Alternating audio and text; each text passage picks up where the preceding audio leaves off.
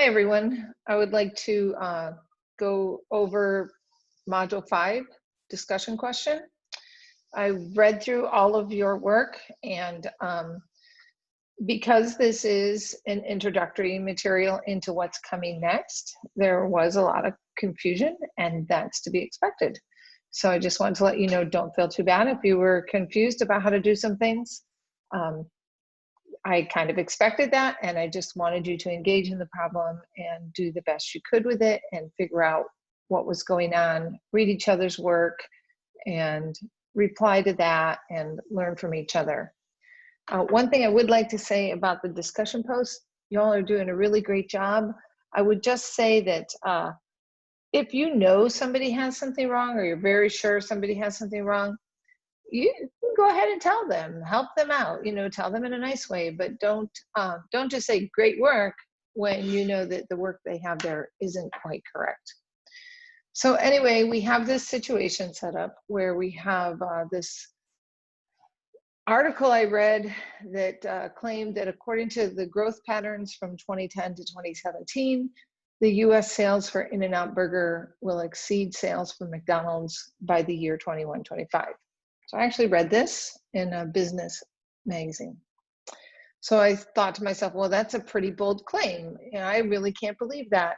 So I went and did some investigation. I wanted to see what numbers they were using and what kind of claims they were making.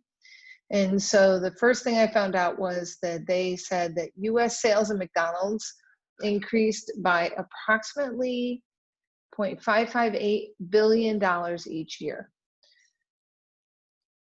So, and I also know that in 2017, I have for McDonald's a total of $37.4807 billion in US sales for McDonald's. So when I look at that, I'm like, okay, well, this sounds very similar to all of Unit 1. I'm given a reference point. I'm told that in 2017, I have this much money. And I'm also told that I'm increasing by this much money every year. So for those of you who noticed that this was indeed a linear relationship, that you just needed to add that 0.558 billion in each year, that's great. And so if we look at Desmos, I'm going to pull up Desmos here in a minute and see what the table should be. So 37.4807. So let me go find Desmos. And that's right here. So I take that 37.4807, and since I know that I'm increasing by a particular dollar amount, 0.558, I just add that. Let me check my number, make sure that's the right number, 37.4807. Yep, 37.407 gives me, add the 0.558, which is my increase each year.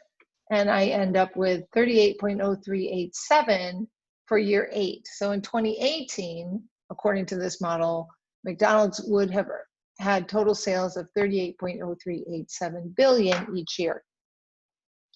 Notice here I'm adding dollars to dollars. This 37.4807 is billion dollars, and this 0.558 is billion dollars. The units are the same, so I can add them together. Then to find out what the next output would be for 2019, I would just take the output for 2018 and again add that 0.558, and I would get this. And then one more time, 38.5967, add 0.558, and so then this is for 2018, 2019, 2020. Let's see how far the table went. 17, 18, 19, 20. That's as far as I asked you to go. So now you can see if I wanted to input that into a table over here, just so we could, see that.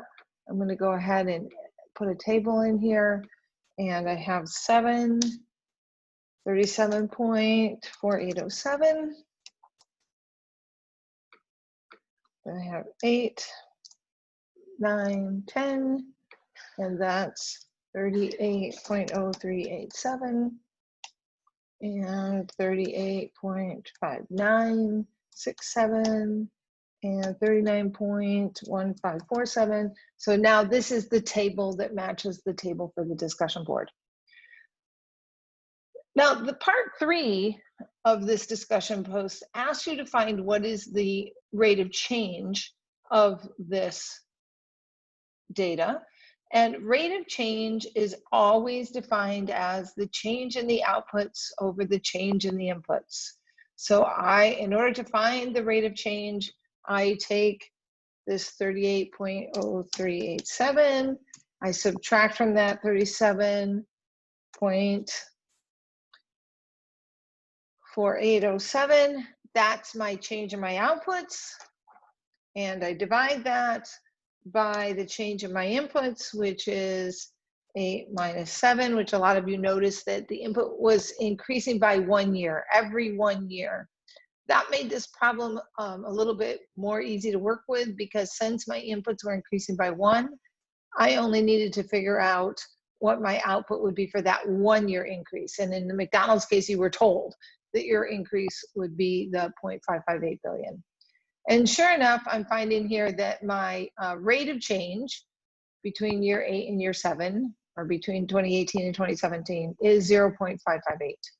I can do that again if I want to. I can say, okay, let me take this number here.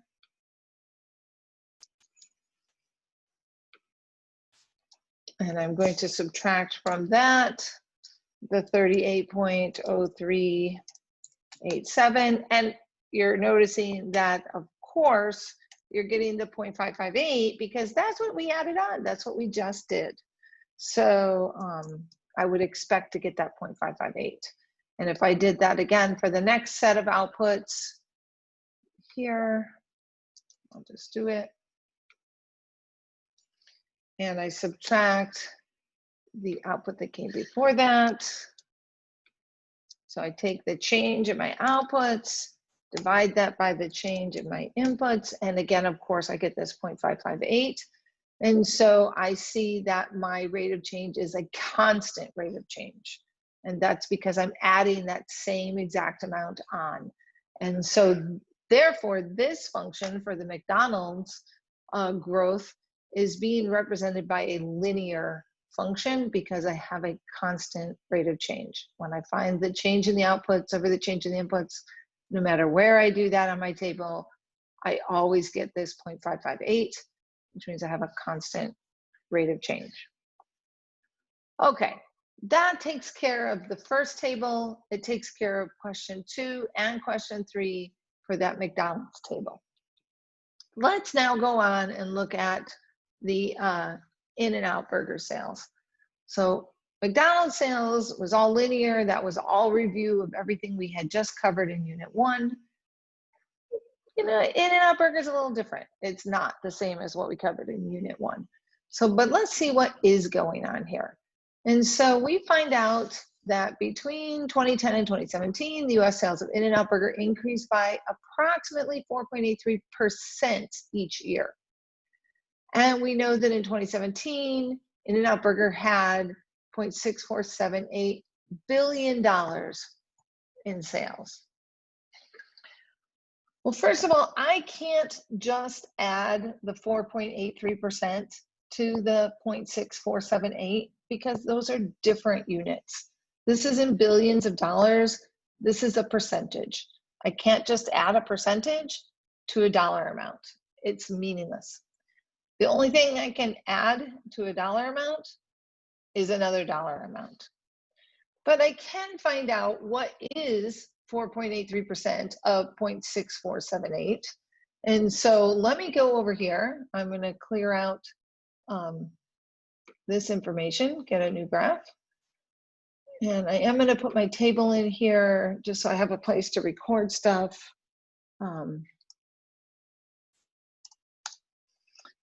I think for number 7, it was 0.6478. Okay, 0.6478. So I have that there. And I need to find out what was In-N-Out Burger sales in 2018. So I have to find out what is 4.83% of, if I write it in words here, 4.83% of 0.6478. How do I find that? Oh my gosh, look at that. Desmos just did it for us. I just typed it in like in regular language and it did it for us. Let's check and see if that's right. 0.6478, and to find the percentage of that, I'm going to multiply by 4.83%. Remember, 4.83% really means 4.83 divided by 100. That's what percent means. That percent sign actually looks like dividing by 100. So it's 4.83 divided by 100. And look at that. I get 0.03, the same thing. I could just type it in that way. Now, this is not my total sales, though, for the year 2018. That's just my increase of sales. I've increased by 4.83%. So this is my increase. So I would need to take and add that to this number to get a value there. So let's do that.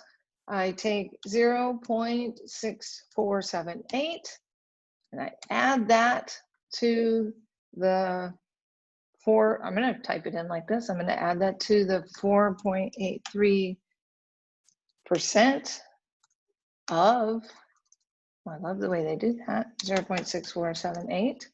And this becomes my new output for the year 2018, 0.6791. Let's do 4 decimal spots.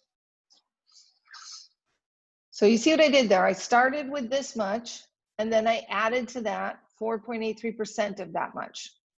Now, some of you, instead of dividing by 100, would like to do that with decimals, and that's just fine.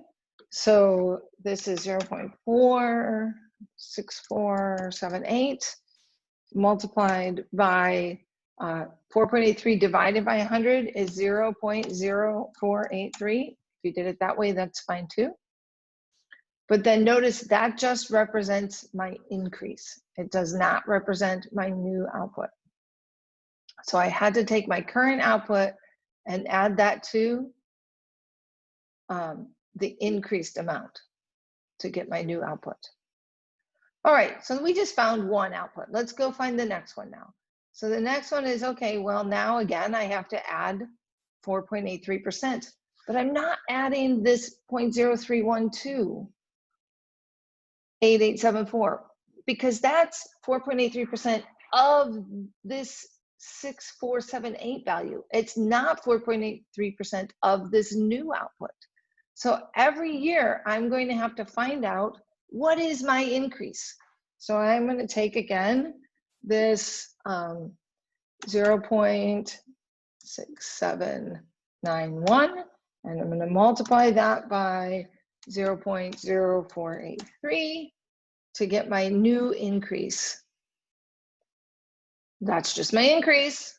Once again, I have to add it to my previous output to get my new output. So I'm going to take the 0.6791 and I'm going to add to that the 0.0328 and I get my next output of 0.7119. 0.7119. Beautiful. Okay. And let's do that one more time. So let's take this 0.7119 and let's find out what 4.83% is of that number. All right, this is my increase.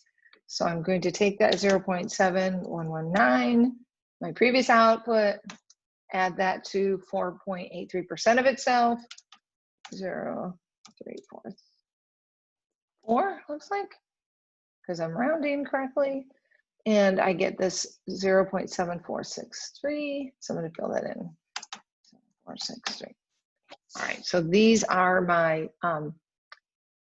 data entries for that table. So what did we do every time? Every time we found this 4.83% of a number and added that on. And we had to keep doing that.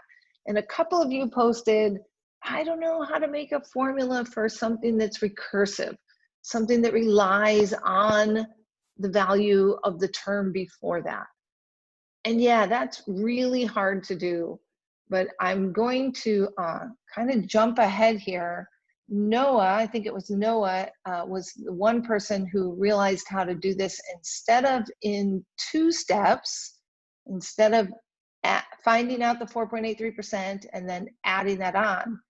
Noah said, hey, you could just take that value, the 0.6478, and multiply that by 0.6478, multiply that by 1.0483, and oh my gosh, look at that value that we got.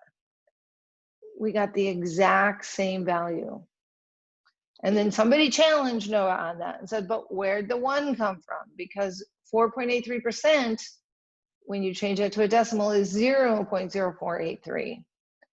And I think Noah tried to explain that the 1 came from the original amount. And I'm going to take this, Desmos is so cool. Look, I'm going to take this and drag it down here. I'm going to show you where that 1 came from. Notice here, I have the 0.6478 in this term and in this term. This is the 100%, I could say 100% of, right? 100% of this number plus 4.83% of that same number gives me my final new output. So this 100%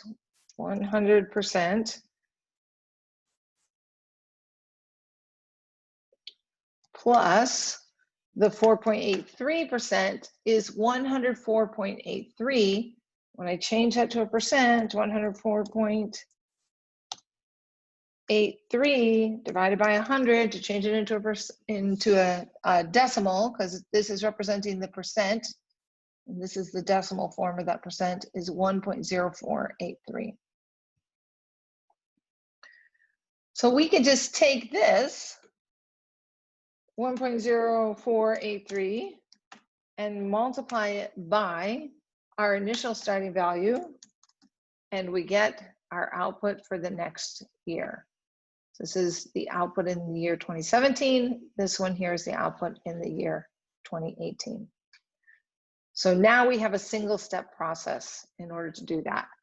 Was I expecting you to be able to find that? Not necessarily. I was assuming that some of you might know that, and some of you would just do this 4.83% and then add that on, like many of you did.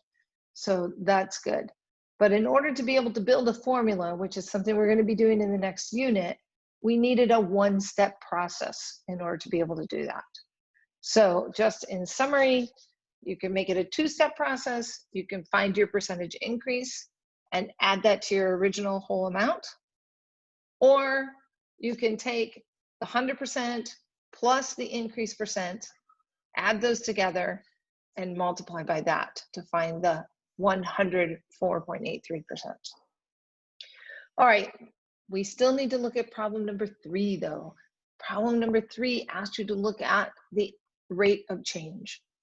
Rate of change is always defined as change in output over change in input. So we always have to look at, let me put it, the change in the output over the change in the input. That's how rate of change is defined. This 4.83% is not a rate of change.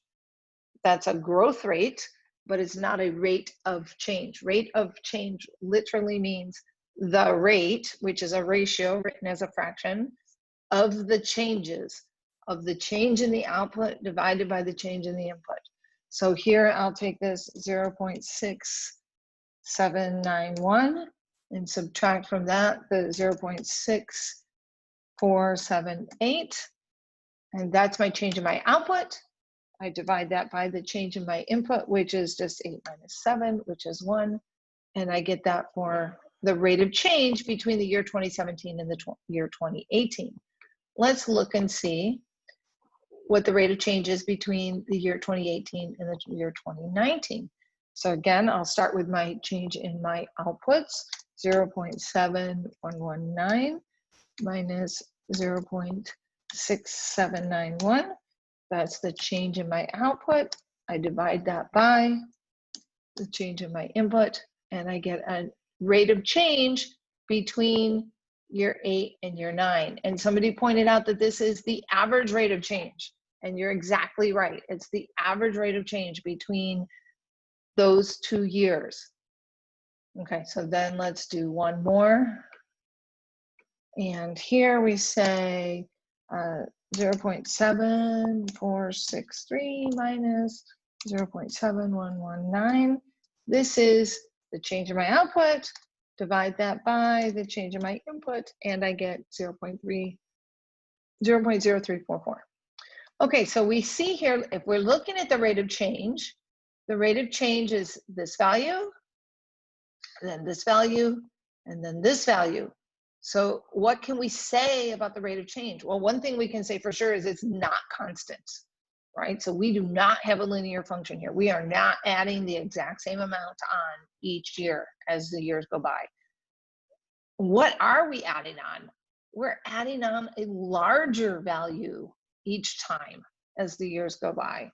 So we would say that the rate of change is increasing. So not only is the function itself increasing, but the rate at which the function is increasing is also increasing. So let me say that one more time. We do not have a constant rate of change. We have a rate of change that is increasing. The amount that I add on each time is getting larger and larger with each additional year that goes by. Okay, so some of you might have already started looking at the next presentation.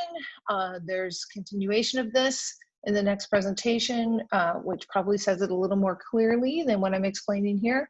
But I just wanted you to see how I work through this problem and what I was hoping some of you would come back with. I definitely wanted you to look at problem 3, which was describing the rate of change. The first one had a constant rate of change.